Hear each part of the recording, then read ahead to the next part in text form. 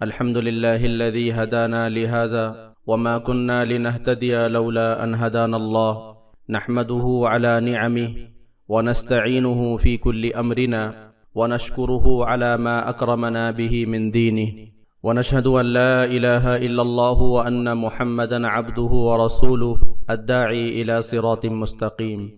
محترم سامعین کرام، آج کا موضوع نہ صرف ایک فکری سوال ہے بلکہ پوری ملت اسلامیہ کی بیداری، اصلاح اور ترقی کا بنیادی نقطہ ہے۔ انقلاب کا سرچشمہ عوام یا خواص۔ ہم ہر روز امت کی ذب و حالی، اداروں کی بربادی اور قیادت کے فقدان پر آہوزاری کرتے ہیں، مگر کیا کبھی ہم نے سنجیدگی سے سوچا کہ تبدیلی کہاں سے آئے گی؟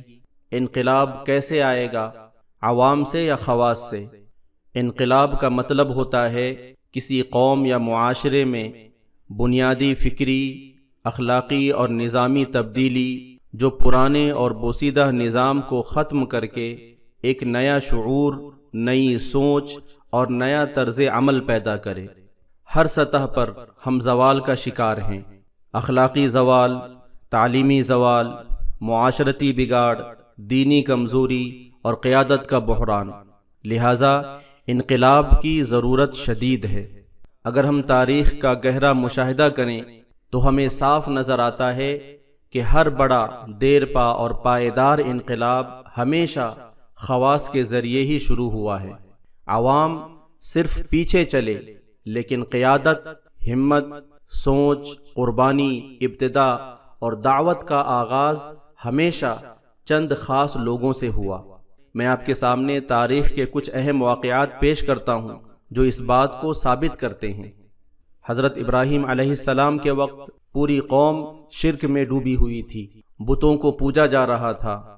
بادشاہ نمرود خود کو رب کہتا تھا، سچ کہنے والا کوئی نہ تھا، لیکن ابراہیم علیہ السلام نے جو ایک اکیلے فرد تھے، پوری قوم کے خلاف اعلان توحید کیا۔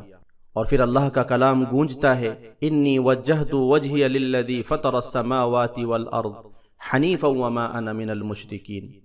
ابراہیم علیہ السلام نے بتوں کو توڑا، مناظرے کیے اور اکیلا شخص پوری امت کا مقابلہ بن گیا۔ قوم نے انہیں آگ میں جھونک دیا، مگر اللہ نے فرمایا، یا نار کونی بردا وسلاما علی ابراہیم۔ یہ انقلاب حضرت ابراہیم علیہ السلام سے شروع ہوا۔ وہ ایک خاص شخصیت تھے اور پھر ان کی اولاد سے انبیاء کی پوری جماعت نکلی۔ یہ انقلاب عام لوگوں سے نہیں، ایک خاص فرد سے شروع ہوا۔ فرعون کا دور ظلم، غلامی، جبر، فرعونی نظام کا دور تھا۔ بنی اسرائیل پر مظالم ہو رہے تھے، مگر عوام کچھ نہ کر سکے۔ تب اللہ تعالیٰ نے حضرت موسیٰ علیہ السلام کو منتخب کیا، ان کے ساتھ حضرت ہارون کو دیا اور ان سے کہا، اذهبا الی فرعون انہ طغی۔ موسیٰ اور ہارون یعنی دو خاص لوگ ایک پوری فرعونی سلطنت کے مقابل کھڑے ہوئے۔ عوام ان کے ساتھ بعد میں جڑے، مگر ابتدا خواص سے ہوئی۔ تاریخ کا سب سے عظیم اور کامل انقلاب رسول اللہ صلی اللہ علیہ وسلم کے ذریعے آیا۔ مکہ میں شرک، جہالت، ظلم، سود، زنا، قتل عام، عورتوں کی توہین، سب کچھ عام تھا، لیکن نبی کریم صلی اللہ علیہ وسلم نے 13 سال مکہ میں خواص کی تربیت کی۔ حضرت ابو بکر، حضرت عمر، حضرت عثمان، حضرت علی، حضرت مصعب بن عمیر، حضرت عمار بن یاسر، حضرت خباب بن ارت، حضرت عبد الرحمن بن عوف رضی اللہ عنہم اجمعین، یہ سب خواص تھے، تعلیم یافتہ، تربیت یافتہ، قربانی دینے والے، پختہ ایمان والے۔ مدینے کا انقلاب اس وقت آیا جب یہ خواص تیار ہو گئے۔ اگر نبی صلی اللہ علیہ وسلم صرف عوامی جلسے کرتے اور تربیت نہ کرتے تو انقلاب نہ آتا۔ نبی صلی اللہ علیہ وسلم کے وصال کے بعد اگر خلافت راشدہ کا نظام قائم ہوا تو وہ ان خواص کے ذریعے ہوا جو مکہ و مدینہ میں نبی صلی اللہ علیہ وسلم کے ہاتھوں تیار ہوئے تھے۔ حضرت ابو بکر، عمر، عثمان، علی یہ عام لوگ نہیں تھے، بلکہ اعلیٰ درجے کے خواص، تربیت یافتہ، رہنما، بصیرت والے، قرآن شناس اور سچے عمل والے لوگ تھے۔ انہی کے ذریعے پوری دنیا میں انقلاب برپا ہوا۔ روم و ایران کی سلطنتیں زوال پذیر ہو گئیں، بر صغیر کی تحریک آزادی میں عوام نے قربانیاں ضرور دیں، مگر اس تحریک کی ابتدا خواص نے کی تھی۔ 1857 کی جنگ آزادی میں جن لوگوں نے انگریزوں کے خلاف بغاوت کی، ان میں علماء اور مشائخ پیش تھے۔ شاہ ولی اللہ رحمہ اللہ نے سب سے پہلے اسلامی بیداری کی بنیاد رکھی، پھر سید احمد شہید رحمہ اللہ اور شاہ اسماعیل شہید رحمہ اللہ نے جہادی تحریک شروع کی۔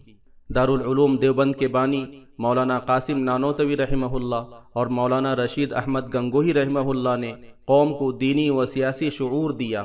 تحریک خلافت کے ذریعے مولانا محمد علی جوہر، شوکت علی اور ابوالکلام آزاد نے لاکھوں مسلمانوں کو بیدار کیا۔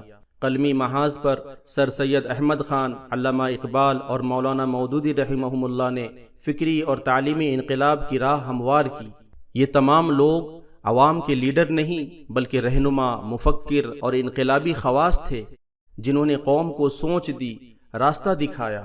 ان کی قیادت، فکری بلندی اور دینی غیرت نے بر صغیر میں آزادی کی بنیاد رکھی۔ عوام بعد میں شامل ہوئے، لیکن آغاز ہمیشہ انہی باشعور، باشخصیت خواص سے ہوا۔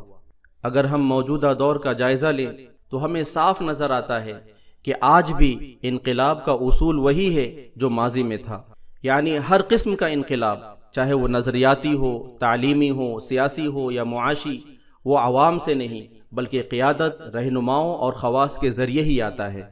اگر آپ تعلیمی انقلاب کی بات کریں تو وہ صرف اس وقت ممکن ہے جب استاذ بدلے گا، اس کا رویہ بدلے گا، اس کی نیت بدلے گی، وہ تعلیم کو عبادت سمجھے گا، ساتھ ہی نصاب تعلیم میں اصلاح ہوگی، وہ مواد بدلے گا جو بچوں کے ذہن بناتا ہے۔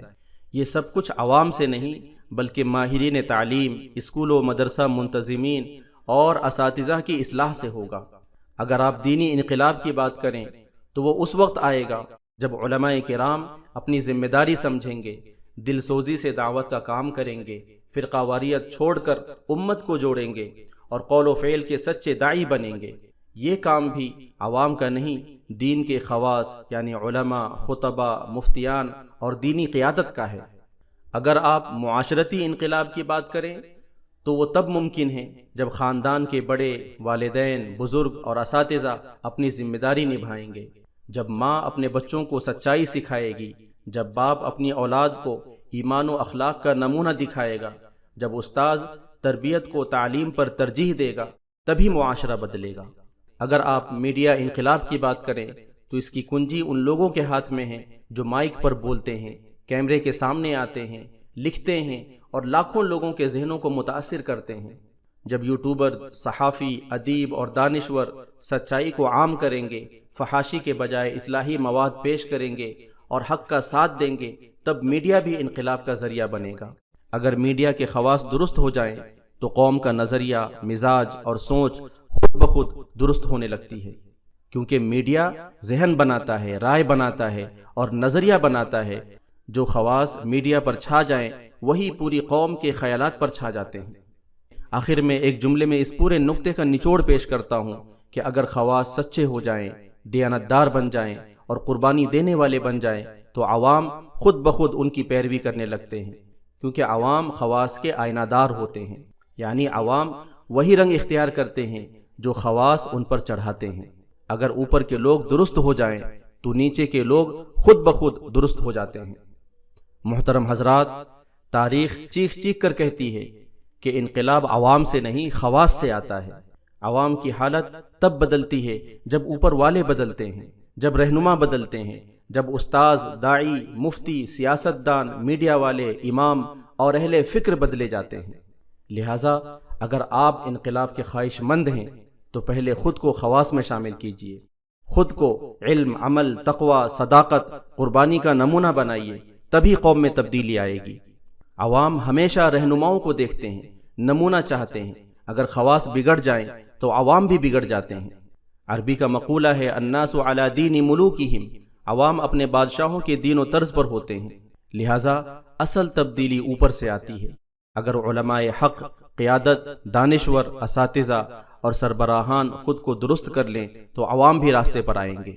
اللہ تعالیٰ فرماتے ہیں ان اللہ لا یغیر ما بقوم حتی یغیروا ما بانفسہم، یعنی اللہ کسی قوم کی حالت اس وقت تک نہیں بدلتا جب تک وہ خود اپنی حالت نہ بدلیں، اور خود اپنی حالت بدلنے کا کام عام لوگوں کا نہیں ہے، بلکہ باشعور قیادت علماء حق، مفکرین اور رہنماؤں کا ہے۔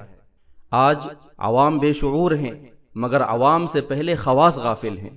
علماء کرام خاموش ہیں، اساتذہ صرف ملازمت بچا رہے ہیں، دانشور صرف مباحثے کر رہے ہیں، قائدین صرف کرسی بچا رہے ہیں۔ اگر یہ طبقہ کھڑا نہ ہوا تو عوام کہاں سے ہدایت پائیں گے؟ انقلاب کا پہلا مرحلہ فکری ہوتا ہے۔ اس کا مطلب ہے کہ قوم کی سوچ بدلی جائے، ذہن بدلے جائیں، ترجیحات کو درست کیا جائے، اور یہ کام صرف تقریر یا نعرے سے نہیں ہوتا، بلکہ اسے علم، تعلیم اور شعور کے ذریعے ہی ممکن بنایا جا سکتا ہے۔ لہٰذا ضروری ہے علماء، مفکرین، خطباء اور اساتذہ سب مل کر معاشرے کی فکری رہنمائی کریں۔ نئی نسل کو صرف الفاظ نہیں، دلیل، فکر اور حکمت کے ساتھ شعور دیا جائے۔ مدرسوں، اسکولوں اور کالجوں کو محض ڈگری کا ذریعہ نہیں بلکہ فکری تربیت کا مرکز بنایا جائے۔ نوجوانوں کو اسلام، تاریخ، دنیا اور سماج کے بارے میں بیدار کیا جائے۔ دوسرا مرحلہ اخلاقی تبدیلی کا ہے، جو سب سے اہم اور مشکل مرحلہ ہے۔ جب تک خواص یعنی اہل علم، اہل دعوت اور اثر و رسوخ رکھنے والے افراد خود عمل نہیں کریں گے، ان کا پیغام بے اثر ہوگا۔ لہٰذا ضروری ہے کہ ہمارے علماء، قائدین اور داعیان دین اپنے کردار سے انقلاب کی مثال پیش کریں۔ امانت، دیانت، سچائی، عفت، شرم و حیا اور خیر خواہی کا نمونہ خود بنے۔ جب قوم اپنے بزرگوں اور رہنماؤں کو عمل میں سچا دیکھے گی تبھی وہ متاثر ہو کر بدلے گی۔ صرف زبان سے اخلاق کی بات نہ ہو بلکہ عمل میں اخلاق کا رنگ نظر آئے۔ تیسرا مرحلہ اجتماعی انقلاب کا ہے۔ انفرادی نیکی سے قومیں نہیں بنتی جب تک کہ وہ نیکی ایک نظام میں نہ ڈھل جائے۔ لہٰذا اب ضرورت ہے کہ ہم تنظیم، جماعت، ادارے اور قیادت کو درست کریں۔ مختلف طبقوں کے لوگ مل کر اجتماعی کام کریں، منصوبہ بندی کریں، وقت لگائیں۔ صرف تقریروں، جلسوں اور پوسٹروں سے قوم نہیں بدلے گی، بلکہ میدان عمل میں اتر کر نظم و ضبط کے ساتھ مثبت اجتماعی کوششوں سے ہی انقلاب آئے گا۔ مولانا ابوالکلام آزاد نے انگریزوں کے خلاف قلمی انقلاب شروع کیا۔ علامہ ندوی، مولانا شبیر احمد عثمانی، مولانا مودودی سب نے خواص کو تیار کیا۔ مولانا علی میاں ندوی رحمہ اللہ فرماتے ہیں کہ نظام نہ بدلو، رجال پیدا کرو، رجال خود نظام بدل دیں گے۔ جب خواص تیار ہو جائیں تو عوام طاقت بن جاتے ہیں۔ خواص چراغ ہوتے ہیں، عوام روشنی کے محتاج ہوتے ہیں۔ خواص جڑیں ہوتے ہیں، عوام شاخیں ہیں۔ اگر جڑیں سوکھ جائیں تو پتے ہرے نہیں رہ سکتے، اگر روشنی گل ہو جائے تو راستے اندھیرے ہو جاتے ہیں۔ محترم سامعین، اگر ہم واقعی انقلاب چاہتے ہیں تو اپنے آپ کو خواص میں شامل کریں، علم حاصل کریں، شعور پھیلائیں، اپنے دائرے میں قیادت کریں، چاہے مسجد ہو، مدرسہ ہو یا کوئی بھی پلیٹ فارم ہو۔ خاموش نہ رہیں، تاریخ خاموشی کو معاف نہیں کرتی۔ یاد رکھیں، انقلاب نعرے سے نہیں، قربانی سے آتا ہے۔ تبدیلی دوسروں کو سنانے سے نہیں، خود پر عمل کرنے سے آتی ہے۔ اس دعا کے ساتھ میں اپنی بات کو ختم کرتا ہوں۔ اللہم اصلح قادتنا واصلح علماءنا واصلح شبابنا واجعلنا من اسباب النهضة والصلاح لا من اسباب الفساد والضياع، آمین یا رب العالمین۔ وصلی اللہ علی النبی الکریم وآخر دعوانا ان الحمد للہ رب العالمین۔